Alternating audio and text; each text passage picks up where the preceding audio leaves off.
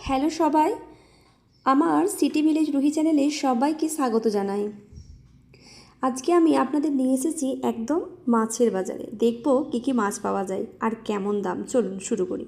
এই দাদা আমাদেরকে মাছের কানকোগুলো তুলে তুলে দেখাচ্ছিল, খুলে দেখিয়ে বলছে যে এগুলো দেখো, খুব ফ্রেশ মাছ, খুব ফ্রেশ মাছ।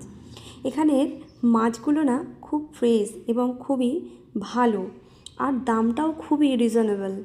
এখানকার মানুষ সবথেকে বেশি তেলাপিয়া খায়, তাই এখানে বেশি তেলাপিয়া পাওয়া যায়। আর ওই যে পাশেরটা দেখছেন, ওটা হচ্ছে বাংলা মাছ, আর এটা হচ্ছে টুনা মাছ। এখানে চিংড়ি আর এগুলো খুবই কম পাওয়া যায়, মানে পাওয়া যায় না বললেই চলে। তাই এই দাদার কাছ থেকে আমরা 500 মাছ নিয়ে নিলাম। আবার এই দিকে যা এসেছি দেখছি এখানকার মাছগুলো আরও বেশি ফ্রেশ, তাই জন্য আমরা ঠিক করলাম যে আমরা এখান থেকেও আরও 500 মাছ নিয়ে নেব। আর এই দেখছেন কত তেলাপিয়া সবার কাছে, মানে প্রায় আপনি যদি বাজারটা ঘোরেন তাহলে শুধুমাত্র তেলাপিয়াগুলোই পাবেন আপনি। আর এখানে মাছের দাম যদি বলি তাহলে অনেকটাই সস্তা। এখানে রুই মাছের দাম 130 থেকে 160 টাকার মধ্যেই প্রায় সময়ই থাকে। আর কাতলা মাছ 200 টাকা কিলো। তেলাপিয়াগুলোর দাম 50 টাকা কিলো। এখানকার মানুষ প্রচুর তেলাপিয়া খায়। আর আপনাদের ওইখানে মাছের দাম কেমন জানাবেন। তাই আমরাও নিয়ে নিলাম 1 কিলো তেলাপিয়া। আমাদেরকে উনি 40 টাকা কিলো দরে দিল। আমরা বাঙালি, আমরা তো একটু দাম দর করতে জানি, তাই না?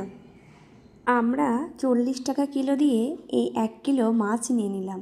আর একটা কথা বলি, এখানের মাছ যারা বিক্রি করে তারা কখনো কেটে বিক্রি করে না। আপনাকে নিতে হলে পুরো মাছটাই নিতে হবে, না হলে আধাখানা এরা বিক্রি করে না।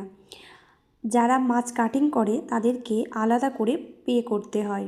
আর এইখানে দেখবেন পাশাপাশি প্রচুর লোক বসে রয়েছে, প্রায় ধরুন 10-15 জন মানুষ আছে যারা শুধুমাত্র কাটিংয়ের জন্যই বসে আছে। কিলো প্রতি 20 টাকা করে নেয়। আপনাদের ওখানেও নেয় নাকি? আমাকে জানাতে ভুলবেন না। দেখুন, আর এই দাদাটা খুবই সুন্দর করে মাছগুলো পরিষ্কার করে কেটে দিচ্ছিল। আমরা এই মাছগুলো শুধুমাত্র ভাজার জন্য এইভাবে কাটিং করিয়ে নিচ্ছিলাম। তবে রুই মাছগুলো আমাদের বাঙালিরাই খুব ভালোভাবে কেটে দেয়। এটাই ছিল আজকের মাছের বাজারের ট্যুর। কোন মাছ আপনার প্রিয় কমেন্টে লিখে জানান। ভিডিও ভালো লাগলে লাইক দিন, শেয়ার করুন, আর সিটি ভিলেজ রুহি চ্যানেলটা সাবস্ক্রাইব করুন। ধন্যবাদ।